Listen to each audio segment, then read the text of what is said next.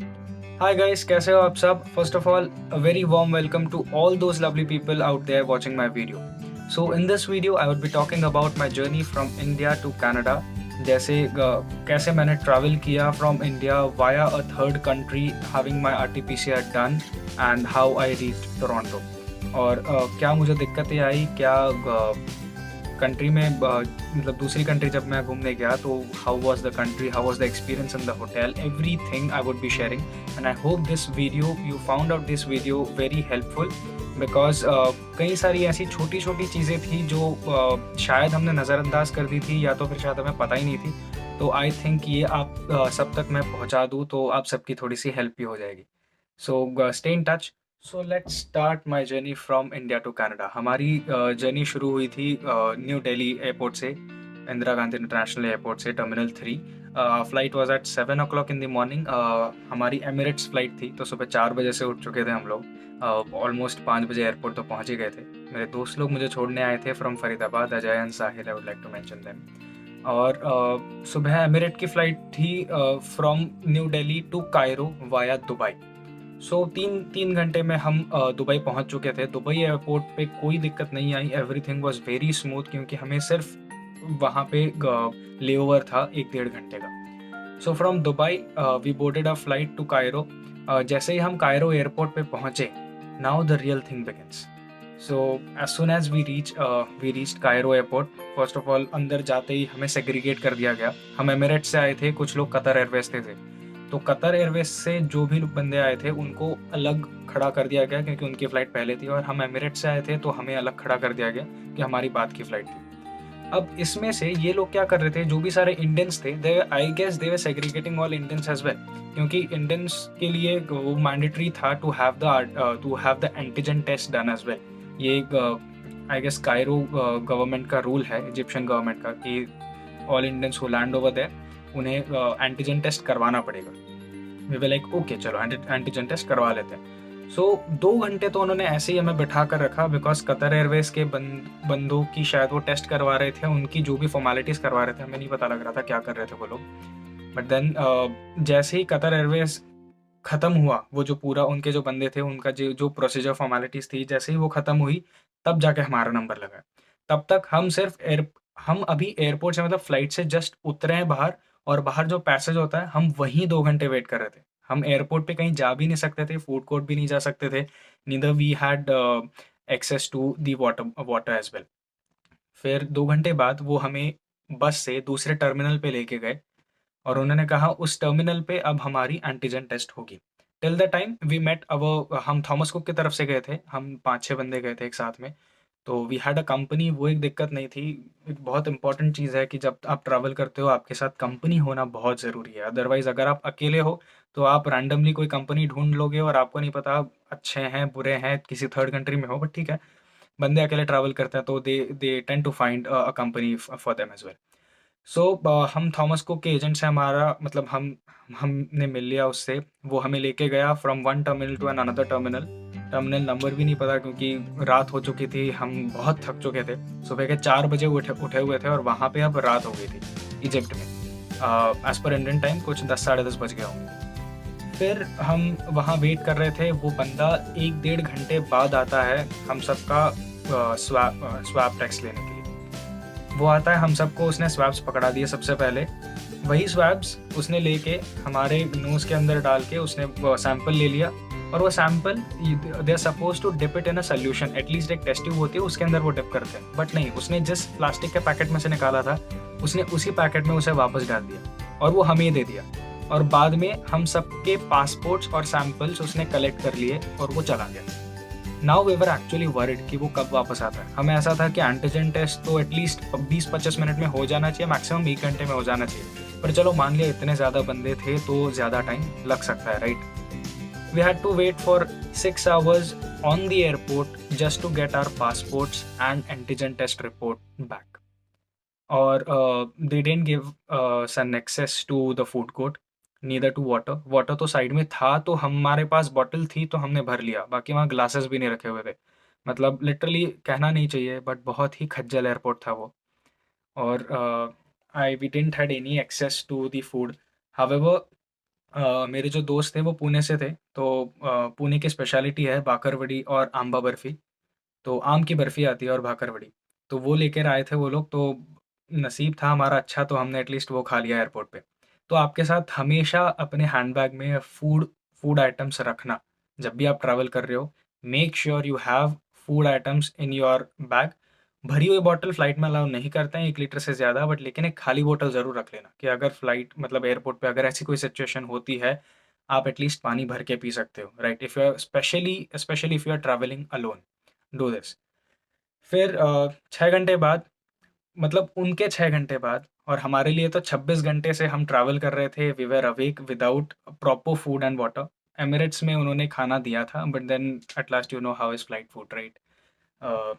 सो 26 घंटे बाद हमारा एजेंट हमें लेने आता है। हम हमारी बैग्स डंप करते हैं, लिटरली वो बस भी छोटी सी थी, हमें बैग्स सीट पे रखने पड़े थे। We just dumped our bags रात को नहीं आएंगे, सुबह के 6 बज चुके थे जब वो हमें लेने आया था। Like we when we got our passports at 5:30 in the morning back. We landed in you know हम शायद 3:30-4 बजे तक हम लैंड कर चुके थे।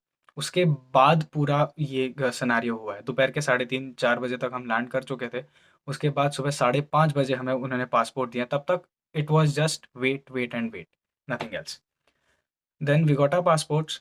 We dumped our luggage inside the bus, और हम निकल गए एयरपोर्ट, सॉरी, इसके लिए, होटल के लिए।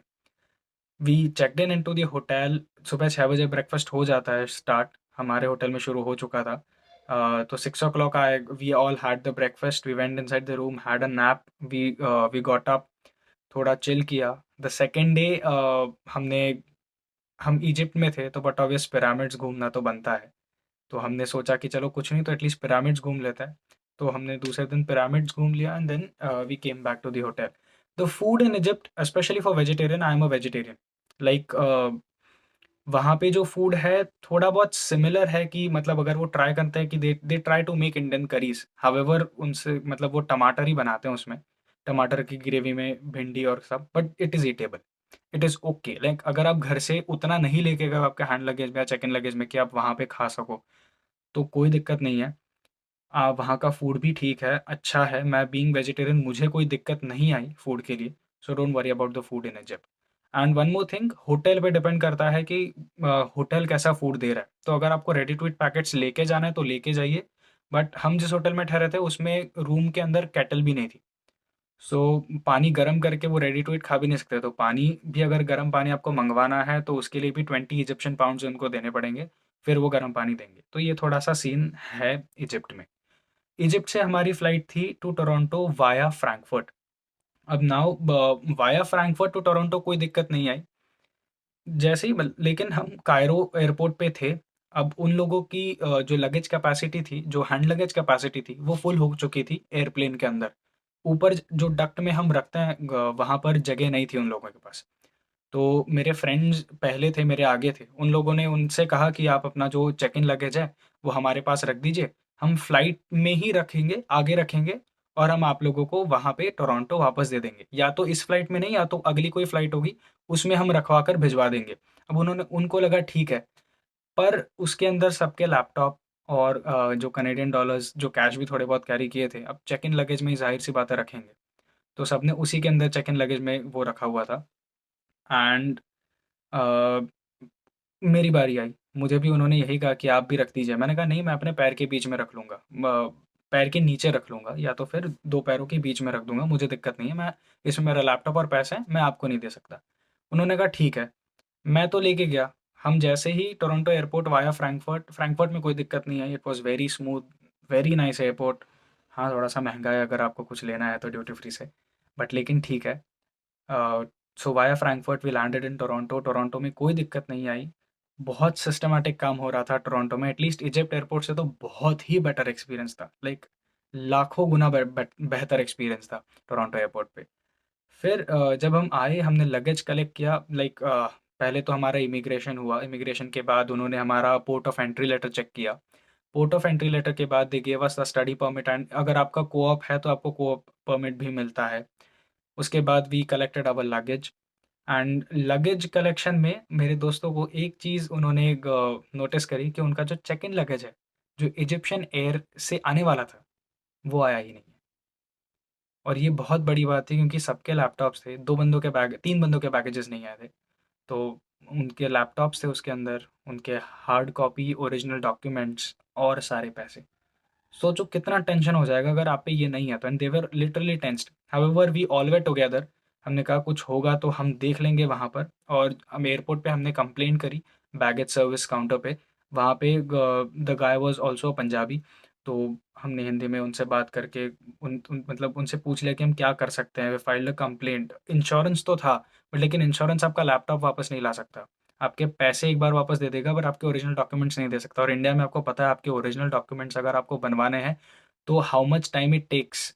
और आपको वापस जाना पड़ेगा इंडिया ओरिजिनल डॉक्यूमेंट्स बनवाने के लिए। आपके बिहाफ पे कोई और नहीं बना सकता, राइट।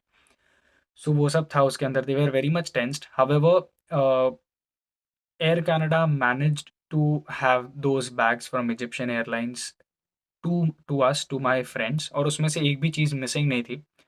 मेरे एक फ्रेंड का तो बैग लॉक्ड भी नहीं था, हालाँकि उसे बहुत जल्दी-जल्दी में उसने बैग दे दिया because we were getting late for the flight and all. So उसने जल्दी-जल्दी में हड़बड़ाहट में दे दी बैग और आ गया। बाद में रियलाइज़ हुआ कि बैग लॉक्ड ही नहीं थी, right. So he was very much in tension. उसके बाद when we got our bags, the bags were safe, कुछ नहीं हुआ था। and everything was till here, everything was fine. So I hope इस जर्नी से आप लोगों को काफ़ी हेल्प हुई होगी अगर आप स्पेशली कायरो से आ रहे हैं तो। So I won't recommend any one of you कि आप वाया, मतलब हम जिस रूट से आए उस रूट से आप आए।